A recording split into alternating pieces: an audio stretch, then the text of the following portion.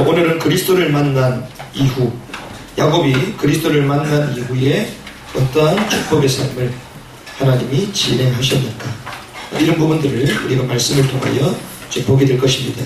우리가 신앙생활의 키는 얼마나 하나님을 향하여 집중하는가에 달려 있습니다. 하나님을 향하여 얼마나 집중하느냐. 우리가 하나님이 눈에 보이지가 않죠. 그런데 이 보이지 아니하는 하나님을 섬길 수 있다면 눈에 보이는 사람도 섬길 수가 있겠죠. 그런데 눈에 보이지 않는 하나님을 섬길 수 없고 하나님께 집중할 수 없는데 사람에게 집중할 수 있겠습니까? 우리가 이렇게 영적인 눈을 딱 뜨고 신앙생활에 가장 중요한 것이 무엇인가를 우리가 먼저 알아야 될 것인데요, 얼마나 하나님을 향하여 집중하느냐, 이것이 신앙생활의 키입니다. 그래서 율법 중에서 가장 큰 것이 있다고 얘기했습니다. 그게 마태복음 22장 37절에 보면 이렇게 갑니다. 네 마음을 다하고 목숨을 다하여 주 너의 하나님을 사랑하라, 이렇게 얘기합니다. 네 마음과 뜻과 목숨과 이 중심을 다하여 주 너의 하나님을 사랑해라. 이거의 결정체가 예배라는 것입니다. 하나님을 향하여 집중하는 예배, 하나님을 사랑하고 목숨을 다하고, 오늘 기도했습니다. 북한에는 하나님을 사랑하고 목숨을 다하여 하나님의 뜻을 다하여 섬기는 그 사람이 예배에 집중했습니다. 이것이 신앙생활 잘하는 원리 중 하나입니다. 예배에 집중하는 것입니다. 하나님께 집중하는 것이죠. 이것이 신앙생활의 키요, 하나님을 가장 사랑을 하는 하나님의 사람이 취해야 될 행위가 예배라는 것입니다. 저와 여러분들이 이 예배의 축복이, 이 예배의 집중이 오늘 이 자리에 있기를 주님의 이름으로 축복합니다. 특별히 두 번째가 있습니다. 그러면 이 율법 중에 가장 큰 것이 하나님을 사랑하는 것, 하나님을 예배하는 것인데, 그럼 두 번째로 큰 것이 무엇이냐? 둘째도 그와 같으니 내 이웃을 내 자신같이 사랑하라. 마태복음 28장 39절의 말씀이죠. 하나님을 사랑하듯이, 네 자신을 사랑하듯이 다른 사람을, 네 이웃을 사랑해라. 이것은 무엇입니까? 전도와 선교에 집중입니다. 그래서 신앙생활을 잘하는 것은 하나님을 향하는 것인데, 하나님을 깊게 향하게 되면 딱 두 가지가 나옵니다. 예배에 집중하는 인생이 되고 전도 선교에 집중하는 인생이 되는 것이죠. 저와 여러분들이, 특별히 우리 복음의 공동체가 예배에 집중하는 공동체, 또 전도 선교에 집중하는 공동체가 되기를 주님의 이름으로 축복합니다. 제가 제주도를 제가 2번을 다녀왔는데요, 한 7년 전에 한 번 갔었고 이번에 갔습니다. 그런데 이 제주도 저는 관광하러 간 적이 없거든요. 지금까지 다 전도하러 갔었고, 이번에도 영적인 부분들을 좀 보기 위해서 다녀온 현장인데, 이 제주도를 제가 딱 다녀오면서 하나님에 대한, 하나님이 제주도를 향한 이 마음, 이 계획, 이런 것들이 많이 발견되게 됐습니다. 이 제주도가요, 아주 오래된 나라라고나 할까요? 오래된 독립적인 도시였죠. 금요 철학 때 좀 말씀드렸지만 탐라국이라는 이름으로 이 제주도가 시작이 됐고, 우리나라 뭐 단군 신화가 있듯이 제주도도 신화가 있습니다. 삼신, 나을라, 양을라, 고을라라는 이런 삼신이 막 갑자기 나타나서 병랑국 여인하고 결혼하게 되면서 후손을 놓고 자란 게 제주도다. 이 삼신이 술 한잔 할 때는 백록담에 올라가서 술 한잔 하면서 그렇게 향유했던 지역이 제주도다. 그러니 제가 그 백록담 꼭대기에 올라갔는데 옆에 계신 분이 계시는 거예요. 옆에 계신 분이 그 조그만, 사람들 백록담을 이렇게 본칠수들이 벤치를 만들어 놨잖아요. 벤치 밑에 조그만 공간이 있습니다. 거기 앉아가지고 과일 깎아놓고 술 따라놓고 있는 거예요. 그분은 매일마다 온답니다. 근데 올라갔다 내려오는 게 4시간, 2시간 만에 완파한답니다. 그럼 몇 시간 걸리냐? 8시간, 9시간 걸리는 곳이거든요. 근데 매일마다 올라가니까 와, 대단하더라고요. 몸도 얼마나 막 쌩쌩한지. 그러니 우리는 막 올라가서 바로 옆에 있는데, 같이 올라갔던 목사님이, 아이, 아깝게 그걸 왜, 밖에도 버리냐, 그걸. 우리한테 달라. 그래가지고 제가 또 백록담에 가서 막걸리를 먹었다는 거 아닙니까? 얼마나 맛있는지. 그건 술이 아니에요, 그거는. 얼마나 맛있던지. 그러다가 또 과일이 있어요. 그 과일도 먹고, 제가 또 한라봉을 또 한라에서 올라가서 먹었습니다. 딱 보니까요, 사람들이요, 한라산, 백록담, 이것이 한라, 이 제주의 영적 축입니다. 그 뿌리 가운데 다 제주도 사람이 살고 있습니다. 한라산이 우리나라의 최남단이 가장 높은 산이잖아요. 거기에 한라, 이 제주가 생긴 그 유래가 그런 우상과 미신을 통해서 시작된 동네거든요. 이것이 제주도의 영적인 뿌리입니다. 이렇게 시작이 됐단 말이죠. 그러다 보니 이 제주도가요, 아주 폐쇄적인 동네입니다. 이 산이 영주산, 아주 영적으로 신령한 산이기 때문에 개발을 못하게 해요.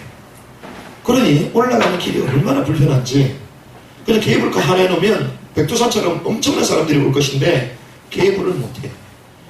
그대로 놔둬야 됩니다. 올라가는 통로가 몇 군데가 있는데, 제가 겨울에도 우리 기회가 되시면 한번 같이 가면 좋겠다. 왜냐면 한라산은 또 설경이 끝내준다더라고요. 특히 이 둘레길이 또 있어서 정상까지 안 가더라도 충분히 이렇게 갈 수 있도록 그 길을 만들었다 얘기를 들었는데, 올라가는 길이 몇 코스가 있는데 이게 상당히 힘들게 돼 있고요. 그리고 이 벽, 돌 이런 것들이요, 좀 정리가 잘 안 돼 있습니다. 그러다 보니 올라가는 길도 힘들고 내려오는 길도 상당히 힘들더라고요. 그래서 제가 물어봤습니다. 이 우리나라에 가장 유명하고 가장 높은 산인데 왜 산을 이렇게 해놨냐 이랬더니 개발을 못한대요. 왜? 신령한 산이기 때문에. 제주도 사람들의 생각이 다 그렇습니다. 신령한 곳이기 때문에 인간이 함부로 손대면 안 된다. 올라가는데요, 그 코스가 여러 코스가 있는데 올라가면 쉼터가 곳곳에 많이 있어야 될 거 아닙니까? 쉼터가 거의 없어요. 마지막에 백록담 들어가기 전에 마지막 딱 쉴 수 있는 그 진달래밭이라는 그 쉼터가 있는데 거기 딱 하나 외에는 없어요. 또 거기도 12시 30분까지 거기 딱 도착해야지 백록담 올라갈 수 있습니다. 못 가게 다 막아놨더라고요.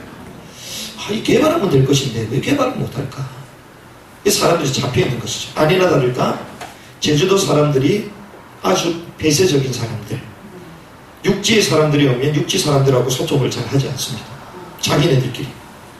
그리고 전 세계적으로 지금 유네스코에서 세계 7대 경관 중에 하나가 제주도다 이렇게 꼽혔잖아요. 그런데 이 제주도는 국제적인 도시가 되고 있는데 사람들은 폐쇄적인 겁니다. 왜? 우상과 미신한테 사로잡혔기 때문에. 그래서 아주 폐쇄적인 삶을 살고 있더라고요. 10분 거리밖에 되지 않는데 치킨을 시켜도 배달이 오지 않습니다. 멀다고. 이게 제주도 사람들이에요. 하나를 고쳐달라고 얘기하면 2달이 걸린대요. 샤시하고 리모델링 간단하게 하는데 2달이 걸렸다. 가서 오늘 좀 해달라면 알겠습니다. 해드릴게요. 왜 안 해주냐? 며칠 안 지났잖아요. 이런데 제주도 사람들이 이렇습니다. 본토배기가 그렇습니다. 그런데 이런 것이 계속 뿌리를 내리고 있다는 것이죠. 그러니 제주도가 발전이 됩니까? 발전이 안 되죠. 사람들이 무기력한 것입니다. 그리고 무력한 거죠. 전문성도 없습니다. 지금 광물 조금 하지만 그것도 대기업체들이 들어와서 이제는 시대는 글로벌 시대이기 때문에 그 사람들이 제주도에 있는 자원들을 다 가져가잖아요. 지금 중국 사람들한테 땅도 뺏기고 있는 실정이고요. 제주도가 이런 현장이죠. 제주도가 지금 영적으로 지금 사로잡혀 있는 그 땅. 하지만 하나님은 이 제주도를 우리가 역사적으로 보면 이 대한민국을 마지막 6.25 남침 때 이 제주도를 하나님은 다 살려주셨습니다. 6.25 남침이 터지기 전에 제주도 제주 4.3 사건이 있었거든요. 이 제주 4.3 사건은 대한민국 건국에 대한 민주주의 투표를 하는데 여기에 우리는 반대한다. 이렇게 해서 무장분기가 일어났던 것이 제주도입니다. 1948년도 5월 10일 날 제주도에서 무장분기가 일어나고 전국에 지금은 국회의원이 300명 되잖아요. 그 당시에는 200명을 뽑았거든요. 그 선거구가 2개가 제주도에 있었습니다. 그러니 이 제주도만 국회의원이 나오지를 않았어요.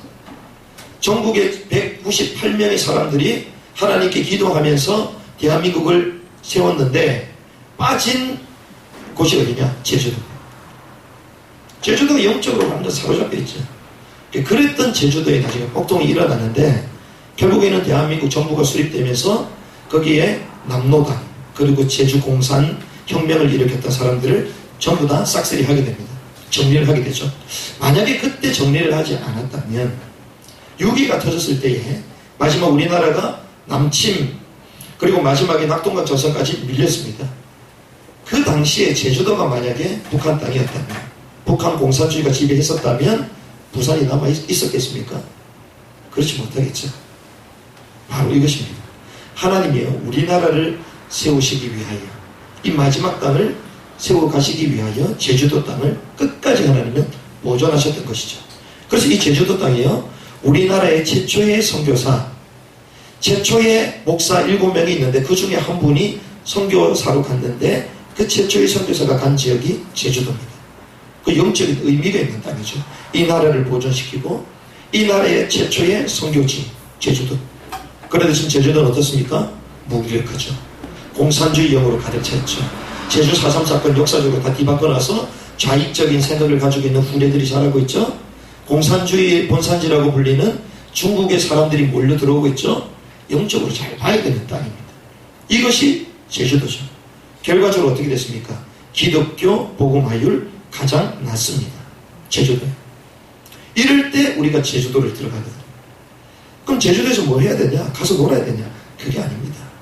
지금 전 세계는 제주도를 향하여 세계 사람들이 와서 관광을 깨하고 있는데, 이것이 하나님은요, 동부가 선교할 수 있는 축복의 땅으로 제주도를 다 만들어 놓으셨다.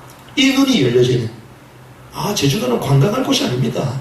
지금까지 젊은 신혼부부뿐만이 아니라 불륜을 저지르는, 결혼도 하지 않았고 젊은 아이들끼리 원나잇 하러 가는 곳이 제주도입니다. 그럼 어떤 곳이 됩니까? 완전 영적으로 타락하고 가정과 음란의 문제가 터져 있는 곳이 제주도죠. 그래서 제주도 가서 가정에 문제가 있습니까? 말을 못한대요. 왜? 전부 다 문제가 많기 때문에. 전부 다 문제 있기 때문에 가정 문제를 얘기하면 안 되는데 거기는. 이게 제주도입니다. 후대들 다 무너지고 있는 것이 제주도죠. 그래서 우리가 지금 마지막 남아있는 땅 선교를 해야 되겠다, 이 마음과 이 계획을 하나님 주셨는데, 제가 금요일날 말씀드렸잖아요. 마지막 남은 땅, 중국, 본토 들어가야 되는데 안 들어가고도 그 땅을 선교할 수 있는 지역이 제주도입니다. 제주도는 일본 사람, 그리고 대만, 그리고 중국, 이 3국이 모여서 세계복음을 할 수 있는 가장 훈련의 장소요, 가장 특별한 장소가 제주도라는 것이죠. 그래서 저와 여러분들이 하나님을 정말 사랑하는 사람들이 맞다면 예배에 집중하는 축복길 바라고, 또 저와 여러분이 이 선교에 대해서 집중하는 그 귀중한 축복이 저와 여러분 있기를 바랍니다. 이번에 그래서 다녀왔습니다. 오래되고 폐쇄되고 선동과 무기력하고 생각이 50년 동안 갇혀있는 이 제주도. 하지만 하나님은 글로벌 국제와 관광단지로 만드셔서 세계복음할 수 있는 동북아의 선교의 허브로 만들고 하시는 이 영적인 이 의미들이, 이 비밀들이 막 충돌하고 있는 땅이 제주도죠. 그래서 거기 가서 하나님 주셨던 메시지가 밤모섬에 집중을 해보게 됩니다. 그렇다. 이 현장을 살릴 수 있는 유일한 방법은 사도 요한, 하나님께 사랑받았던 사도 요한이 복음 전하다가 나중에 순교 자리까지 갔는데 죽지 않고 살아납니다. 그래서 로마 그 제국에서 이 요한을 밤모섬으로 빼버리죠. 섬으로 유배지로 보냅니다. 귀향을 보냅니다. 제주도가 어떤 땅입니까? 귀향간 땅입니다. 유배지. 제가 이중섭 미술관 그 보냈잖아요. 우리나라 최고의 화가였죠. 황소를 그렸다. 저는 몰랐는데 아주 유명한 사람이라더라고요. 이분이 요절했습니다. 일찍 죽었어요. 50대, 40대 죽었는데, 제주도에 그런 인물들이 유배가는 것입니다. 그러니 한이 썰어 있는 땅이고, 뛰어난 지식과 그리고 많은 배경들을 가지고 있는 사람에 불구하고 뭔가 하지 못하는, 사로잡혀 있는 무능의 땅이 제주도죠. 그런데 사도 요한도 똑같았습니다. 하지만 사도 요한은요, 이 밤모섬에 있으면서 소아시아 7교회를 향한 하나님의 음성을 듣게 되면서 메시지를 전해요. 섬에 있었는데 소아시아 7교회를 말씀을 가지고 인도에 갔습니다. 대단하죠. 자기는 분명히 밤모섬에 있었는데 앞으로 마지막 시대에 어떤 일이 보여질 건가를 쫙 보고 성경을 썼습니다. 그게 요한계시록입니다. 요한계시록은 아직 성취가 되지 않았거든요. 마지막 시대에 요한계시록이 성취가 되거든요. 마지막 때, 인류의 마지막 때를 딱 보고 마지막에 어떤 일이 일어날 것인지 미션을 주는 그 책을 썼던 게 사도 요한이 patmos섬이었어요. 제주도는 어떤 곳이냐. 이 제주도 patmos섬에 집중을 해보면요, 고통을 당하고 상처 가운데 있었던 이 사도 요한이 나중에 어떤 인물이 됩니까? 사랑의 사도가 됩니다. 상처가 아닌 사랑의 사도가 됩니다. 개인이 치유가 되죠. 이게요, 제주도를 patmos섬을 집중하면요, 하나님이 그 영혼을 치유하시는 치유의 땅이 되는 것입니다. 그리고 한 메시지를 가지고 7교회를 똑같이 전달했잖아요. 이 말은 무슨 말입니까? 한 교회가 이 한 메시지를 가지고 7교회가 원네스가 되는, 그 땅은요 지금 분리되어 있는데 원네스를 회복할 수 있는 축복의 땅이 됩니다. 그리고 결국 뭡니까? 이 메시지를 patmos섬에서 밖으로 육지 쪽으로 보냈죠. 이 말은 그 땅은 선교를 파송하는 샌딩의 땅이 됐다는 것입니다. 이게 patmos섬에 집중할 때 하나님은 이 축복을 주시고 동북아 세계복음화 할 수 있는 축복을 주신다는 것이죠. 저와 여러분들이 이 비밀을 가지고 우리가 제주도를 가슴에 담고 또 연약한 교회들을 위해서 기도하고 앞으로 우리가 훈련 그리고 또 제주도 본토에서 제주도 사역할 수 있는 귀중한 또 축복의 문들을 하나님 계속 열어주실 줄 믿습니다. 제가 이런 부분들을 보고 제주도를 향한 하나님의 마음과 계획을 보고 왔었는데요, 마찬가지입니다. 이 베델, 이 야곱도요, 이 베델의 집중 속으로 다 들어가니까 그 인생이 달라졌습니다. 베델에서 어땠습니까? 그리스도를 체험했죠. 사닥다리, 하나님을 만날 수 있는 사닥다리, 그 체험을 했습니다. 그 사닥다리는 그리스도입니다. 우리가 하나님을 만날 수 있습니까? 만날 수 없습니다. 영적인 존재이기 때문에 우리가 영원히 죄를 짓고 난 이후에 하나님을 떠난 영적으로 타락하고 영적인 고아가 됐습니다. 하나님 만날 수 없죠. 그래서 하나님 만나는 길 대신 그리스도, 그분을 통해서만 하나님께로 갈 수 있는 것이죠. 그 그리스도를 체험했습니다. 그리스도를 체험하고 나서 하나님을 만났는데 그때 이 야곱은요, 임마누엘을 본격적으로 체험하게 됩니다. 아, 나와 정말 함께 계셨구나. 이게 머리가 아닙니다. 지식이 아니고요, 우리가 암기하는 것이 아닙니다. 정말 하나님이 나와 함께 계시구나, 이걸 체험한 사람은 갱신되어져요. 우리 삶에 왜 갱신이 없습니까? 하나님과 함께하는 그 사실이 내게 깊게 체험 안 되기 때문에. 내가 정말 하나님을 만나는 그 충격이 있다면 갱신될 수밖에 없습니다. 우리가 각인이라는 단어를 쓰는데요, 각인이 가장 잘 되는 방법은 뭔지 아십니까? 각인이 가장 잘 되는 방법은 충격을 받는 거예요. 충격을 딱 받으면요, 기억 가운데 딱 남기 때문에 이 각인이 되거든요. 저는 군대의 기억을 잊을 수가 없어요. 제가 군대에서 맞지를 않았거든요. 제가 오히려 때렸지. 그런데 군대가 왜 각인이 났냐? 저는 군대 이러면 너무 재밌었어요. 제가 사실 특전사를 가려 했거든요. 1차 합격하고 2차 실력에 앉아서 제가 떨어졌습니다. 특전사 가가지고 진짜 남자답게 막 이런 게 있었는데, 그래도 제가 군생활 하는 가운데 막 이런저런 얘기들을 제가 할 수 있겠지만, 남성분들이 군대에 갔던 그 기억들을 가지고 있잖아요. 왜 그런 줄 아십니까? 아주 고생을 많이 했기 때문에, 그런 충격, 그런 사건, 스토리가 있기 때문에 가게 되는 것이거든요. 마찬가지입니다. 임마누엘에 대한 진짜 그 각인과 충격과 스토리가 내게 없다면 갱신 안 됩니다. 근데 하나님이 정말 나와 함께 계시구나, 이 구원의 비밀이 단순한 거 들어온 게 아니라 내 인생에, 내 인격적으로, 내 삶에 정확하게 충격으로 와닿으면요, 이것이요, 내 삶은 갱신되게 되죠. 바울이 그랬습니다. 다메섹 도상에서 하나님을 만난 그 인생은 갱신되죠. 우리가 이 사실을 볼 수 있는 것이죠. 임마누엘을 과연 체험한 야곱은요, 갱신하고 서원하게 됩니다. 일찍이 일어나서 하나님을 향했습니다. 저와 여러분들 일찍 일어나 하나님께 향하시기 바랍니다. 하나님을 향하여 일찍 오시기 바랍니다. 제가 교회 나중에 식사하시기 전에 뭐 뜨거운 물도 붓고 막 이러려면 헌신하실 분들이 필요하잖아요. 그러면 조금 뭐 되려면 시간이 걸리니까 몇 사람 빼고 저희 모든 예배 끝나자마자 모든 분들은 지하로 한번 같이 내려가겠습니다. 지하 2층에 가면요, 이런 데가 있었구나, 이게 좀 느끼게 될 겁니다. 왜 제가 장소를 얘기하느냐? 우리 인간은요, 장소에 따라서, 환경에 따라서 나의 감정 상태, 생각, 모든 것이 다 바뀝니다. 우리가 혼자 기도, 죄송합니다, 안 되게 되어 있습니다.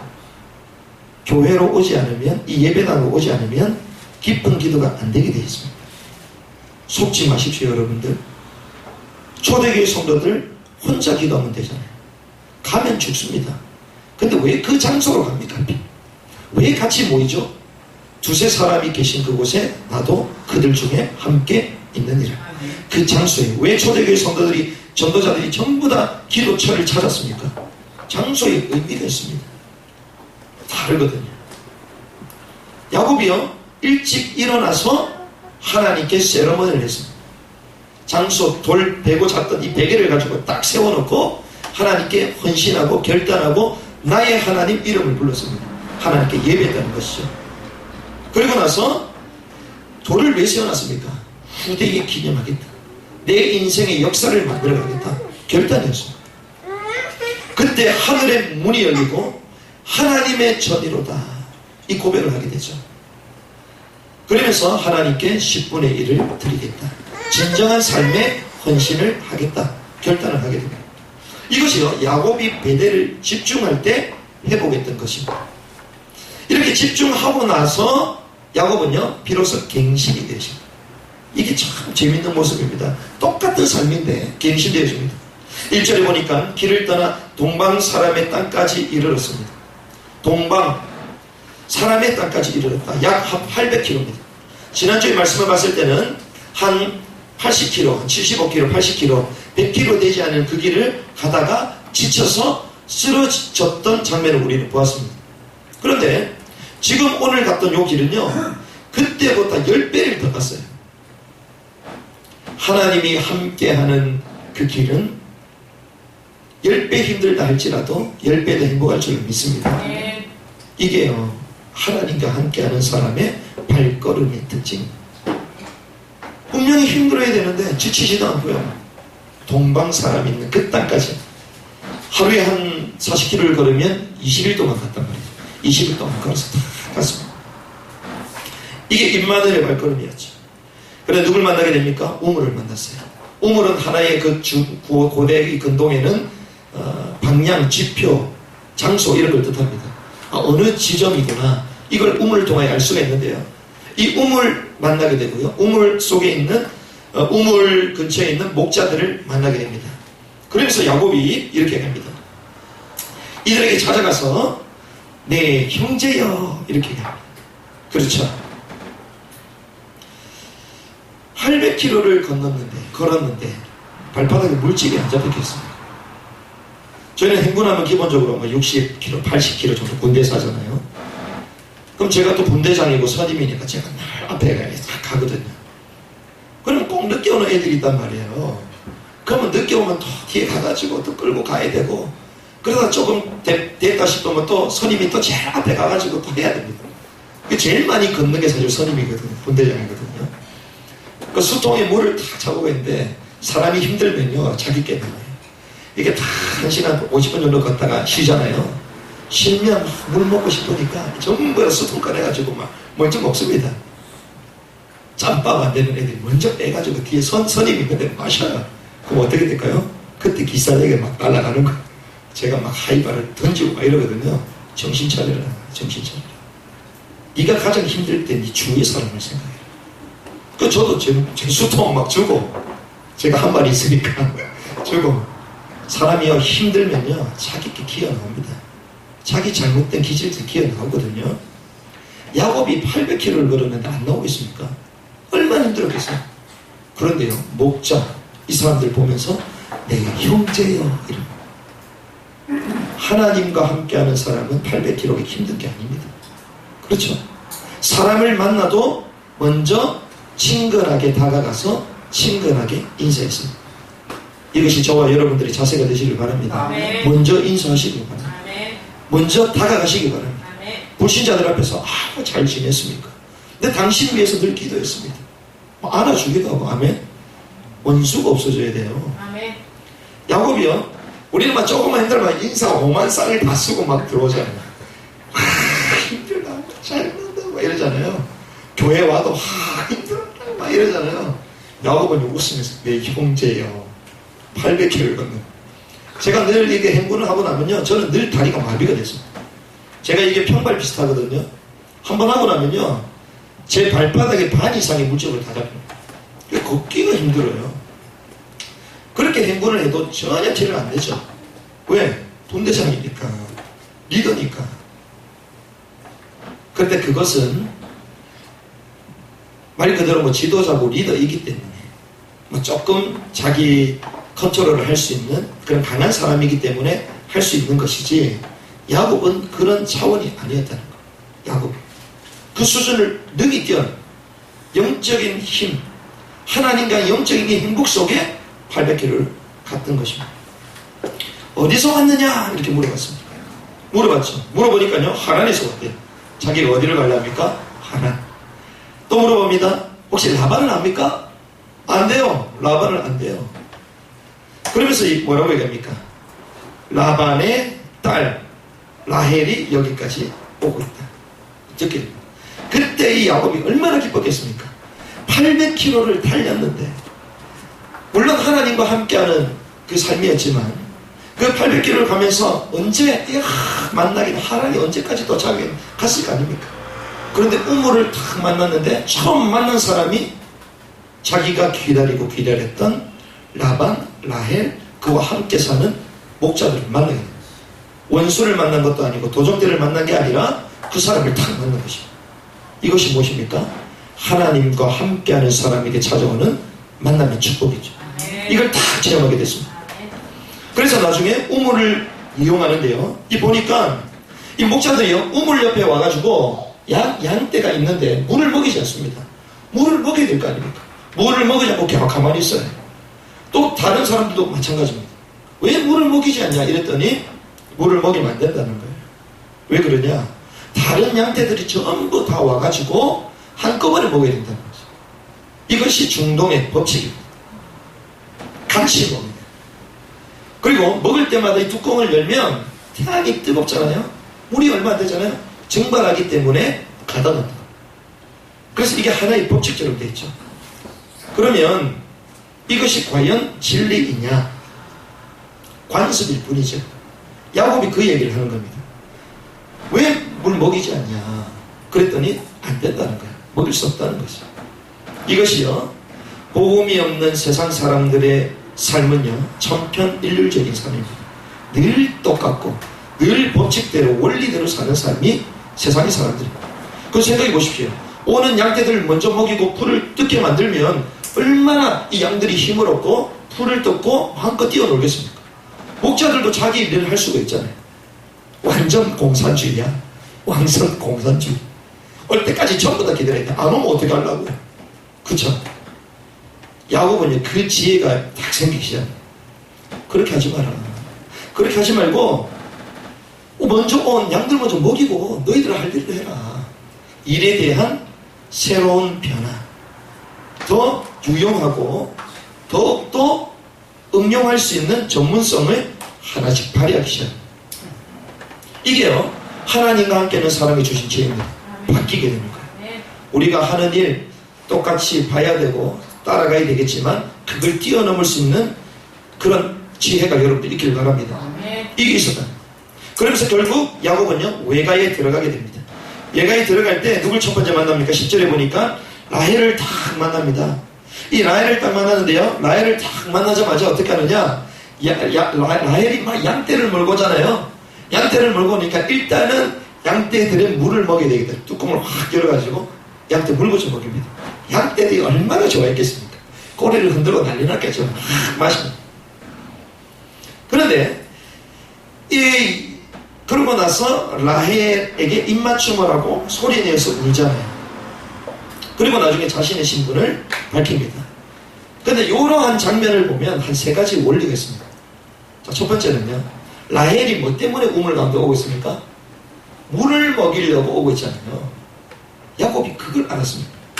상대방의 필요를 먼저 다 알았습니다. 그죠? 양떼 물을 먹이려고 왔기 때문에 야곱은 먼저 자기 먼저 가가지고 라헬이냐, 나 야곱이다, 이렇게 얘기해도 될 거 아닙니까? 그거부터 얘기 안 해요. 상대방이 필요부터 딱 채워줘. 뚜껑을 열고 물부터 먹여. 물부터 딱 먹이니까 양떼들이 어디로 가요? 우물로 가죠. 그때 자기는 누굴 만납니까? 라헬과 1대1이 딱 돼요. 야곱 머리가 보통 인물이 아닙니다. 1대1로 독대를 하기 시작해요. 친근하게 입맞춤부터 딱 하고 펑펑 울잖아요. 왜 웁니까? 자기 속에 있었던 물분들이 그때 터져나는 거예요. 자기가 하나님이 함께하고 은혜 가운데 왔지만 자기 인생의 그 파란만장했던 가정의 그 늙은 노부가 드디어 자기가 기다리고 기다렸던 그 사람을 만난 거예요. 그 라반 그 외삼촌의 그 혈연을 만나기 시작한 거예요. 그러면서 자신의 신분을 얘기하죠. 이것이 순서입니다. 저와 여러분들 세상에서 인정받으려 하지 말고 사람의 필요를 먼저 채워주시길 바랍니다. 나를 먼저 드러내지 말고 먼저 겸손하게 사람을 섬기시기 바랍니다. 야곱이 먼저 했습니다. 라반에게 이 사실을 안 라헬은 라반에게 달려갔습니다. 그래서 라반과 만나게 되는데요. 라반이 이것을 딱 듣게 되자마자 어떻게 합니까? 소식을 듣고 달려와서 영접하고 안고 이까지 맞췄다. 라반이요, 나이로 치면 몇 살이겠습니까? 100세가 넘었을 거예요. 이 라반이요, 소식을 듣고 달려왔답니다. 영접하고 안고 입 맞추고 난리가 났어요. 왜 그런지 아십니까? 야곱은요, 라반에게 있어서 100년 동안 기다린 인물입니다. 그렇죠? 야곱의 나이가 몇 살입니까? 77세. 그러면 엄마 나이가 몇 살이죠? 결혼한 지가 얼마나 됐다는 겁니까? 거의 한 100년. 100년 동안 듣지 못했던 자기 동생 리브가, 그 리브가의 아들 조카를 100년 만에 만납니다. 이 감격이요, 라반에게 막 터져나오고, 그렇게 기다리고 기다렸다. 야곱이 어떤 인물이 됐습니까? 도망자가 100년의 응답에 주역이 되어버렸습니다. 저와 여러분들이 하나님과 함께함으로 100년 응답의 주역이 되시기 바랍니다. 남들을 만나는데 남들이 날 보면서 지금까지 기다렸던 사람이라 우리를 보고 막 안고 난리가 나. 왜 지금 나타났냐? 바로 이것이죠. 하나님과 함께하는 사람은 이러한 100년 응답의 주역이 될 수가 있다는 것입니다. 그러면서 집으로 옵니다. 집으로 와서요, 자기의 모든 일을 라반에게 말합니다. 그럼 라반이 뭐라고 합니까? 이런 사기꾼 이래야 될 겁니까? 이런 나쁜 놈 이래야 될까? 그럼 뭐라고 합니까? 너는 내 혈육이로다. 이렇게 해요. 라반이 뭘 받죠? 언약을 받습니다. 언약. 너는 나의 혈육이로다. 율법 판단 정죄가 아닌 언약의 기준으로 다 받습니다. 그러면서 한 달을 거주했습니다. 그렇습니다. 우리가 100년 만에 만난 가족이 얼마나 행복합니까? 우리가 명절 되면 뭐 사람 또 만나겠지만 1년에 한 번씩, 아니면 또 몇 개월에 한 번씩, 아니면 또 몇 년에 한 번씩 만나잖아요. 만나면 그냥 쫓아잖아요. 왜? 혈육이기 때문에. 물론 뭐 이런저런 감정도 있고 안 좋은 각오도 있어. 그래도 만나면 좋거든요. 아이들 잘하는 거 보면 좋고, 이게 혈육입니다. 같이 있으면 좋습니다. 같이 있으면서 또 대화를 나누면 더 좋아요. 그런데 그렇게 대화를 나누다가 나중에 집에 가면 더 좋습니다. 그쵸? 집에 가야 좋아. 계속 있으면 힘들어. 그쵸? 막 하루를 있고 10일을 있고 한 달을 있어 보십시오. 얼마나 힘듭니까? 그런데요, 성경에 보니까 이 야곱이요, 한 달을 거주했어요. 한 달. 이 눈치도 없게 말이야. 일찍 가야 되는데 그러다 한 달을 다 거져. 근데 이 한 달을 거주하면서 야곱이 어떻게 했느냐, 이걸 우리가 볼 수 있습니다. 한 달을 거주하는데요, 성경에는 이렇게 적혀 있습니다. 라반이 야곱에게 이르되 네가 비록 내 생질이나 어찌 그저 내 일을 하겠느냐, 이렇게 해요. 한 달을 거주하면서 야곱은 놀고 먹지 않았습니다. 아무 일도 안 하지 않았습니다. 자기가 할 일이 무엇인가를 찾아내고 섬겼죠. 저와 여러분들이 놀지 않기를 바랍니다. 여러분들의 미션 해야 될 일을 찾고 계속 움직이시길 바랍니다. 놀지 않았어요. 우리는요, 뭔가를 내게 대가를 바라고 일을 하잖아요. 그렇지 않습니다. 대가를 바라고 있습니까? 대가를 바라지 않았습니다. 바라지 않고요, 그냥 최선을 다했습니다. 하나님이 나를 여기에 보낸 이유가 뭐냐, 내가 해야 될 일이 뭐냐, 찾고 했다는 것이죠. 우리는 연봉이 얼마를 주냐, 내가 언제까지 일해야 되냐, 막 원망을 가지고 가잖아요. 그게 실패하는 방법이에요. 성공하는 사람은요, 내 일에 대한 전문성 이전에 그 일에 대한 소중함, 애착 발견해야 돼요.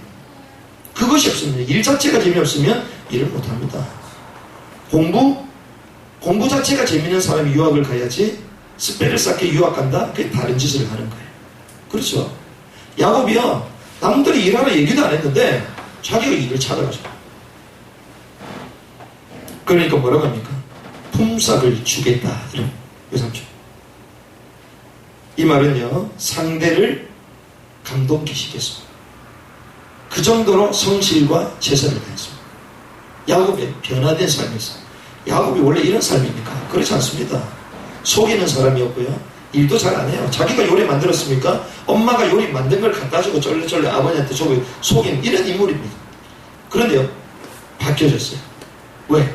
하나님이 지금 내 현장 가운데 함께 하시기 때문에. 외삼촌에 있는 이 한 달이라는 이 삶 가운데 하나님 나와 함께 하신 내가 할 일을 발견했다. 저와 여러분들 일하고 있는 그 속에서 하나님이 내게 무엇을 원하시는가 발견하시기 바랍니다. 달라지는 거예요. 그래서 품삯을 주겠다. 상대방을 감동케 시켰습니다. 일을 정말 제대로 여러분들 하시면 됩니다. 생명 보고 일을 하십시오. 왜? 그 일은요, 세상의 일이 아닙니다. 하나님이 세계복음화 할 수 있도록 내게 힘을 주셔서 거기 있는 사람을 살릴 수 있도록, 또 이 전문성을 가지고 하나님께 영광을 올려드릴 수 있도록, 또 전도문을 열어가기 위한 하나의 직업으로 내게 주신 것입니다. 하나님이 이걸 정확하게 볼 수 있어요. 생명 걸고 여러분 일하셔야 돼요. 남들보다 일찍 출근해야 됩니다. 남들보다 늦게 퇴근해야 됩니다. 믿음을 갖고 있는 사람은 상식입니다. 시간 되면 나갈 준비하고 그러니 싫어하는 거예요. 그렇죠? 나 말고는 다른 일을 맡길 수가 없다. 이 정도가 돼야 됩니다.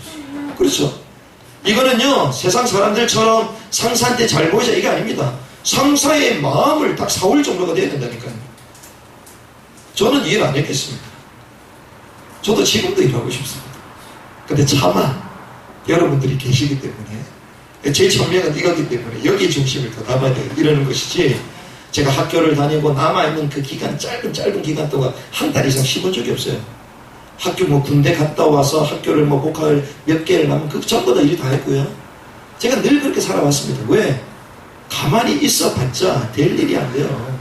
그렇게 일을 하는데요, 진짜 일을 생명 걸고 하면요, 사람들이 감동을 얻습니다. 감동.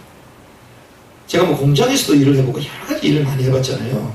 상사들이요, 제가 일했던 곳에서 이 상사가 뭐라, 직원이 500명이 있는데 500명 가운데 네가 제일 일을 잘한다. 전 이 소리 들었습니다. 출근 그 도장 찍고 이렇게 하잖아요. 찍는 그 사람이 또 찍냐 이럽니다. 또 찍어 또 왔냐 이래. 계속 하니까. 제가 사는 곳이 공장이었거든요. 제가 일을 많이 할 때는 36시간 일했습니다. 잠 안 자고 36시간. 얼마나 잠이 오는지 비몽사몽하면서 막 기계를 찍어냅니다.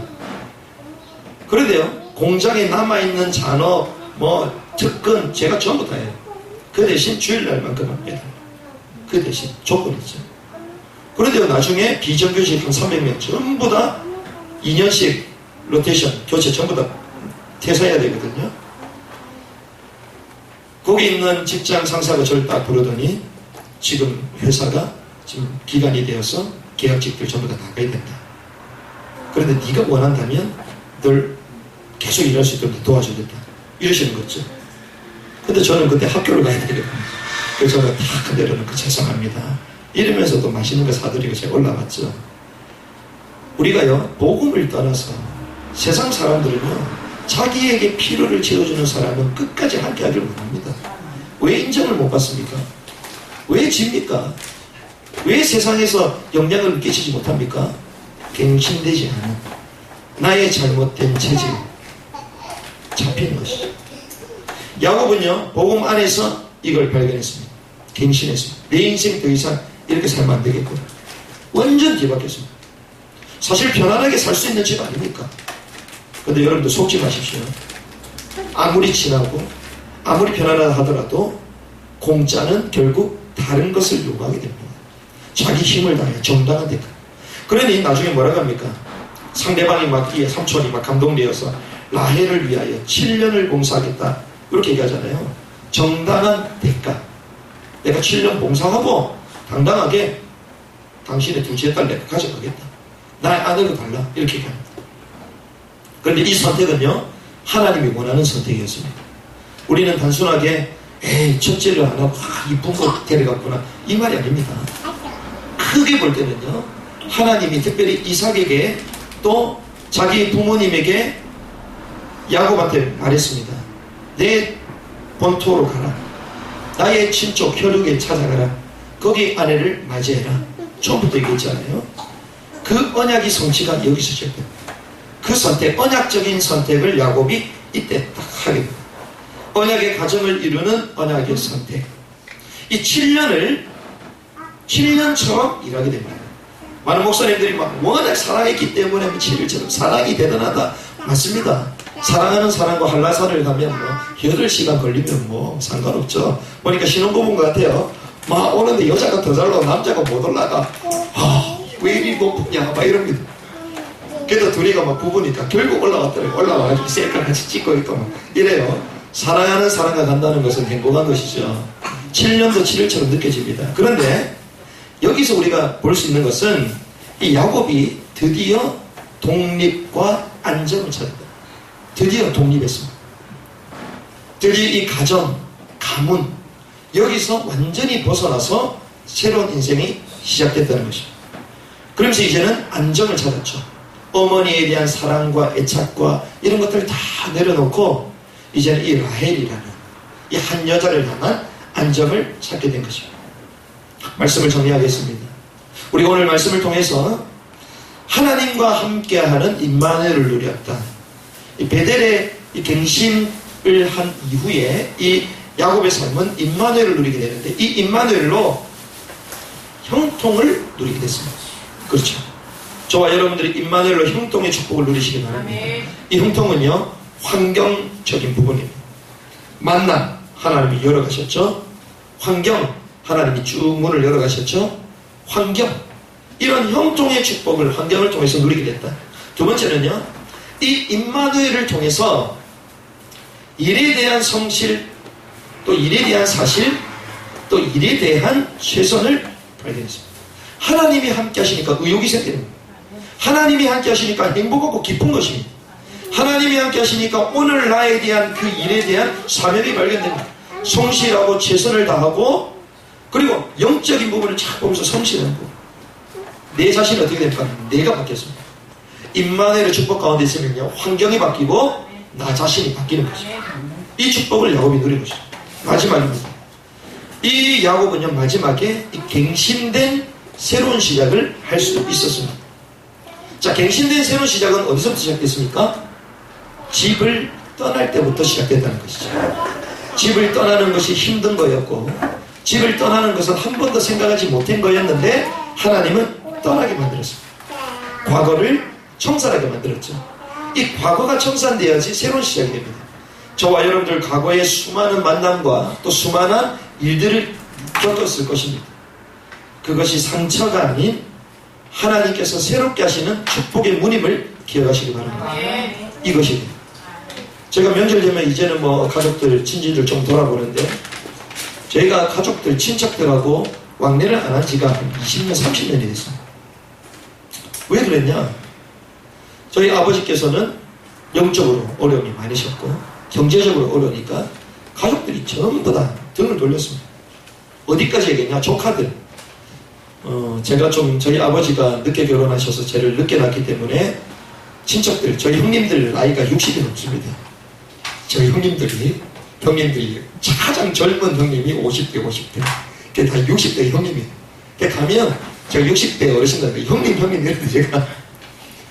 그런데 이 조카들이요, 저희 아버지한테 당신은 우리 가문의 원수다 이랬습니다.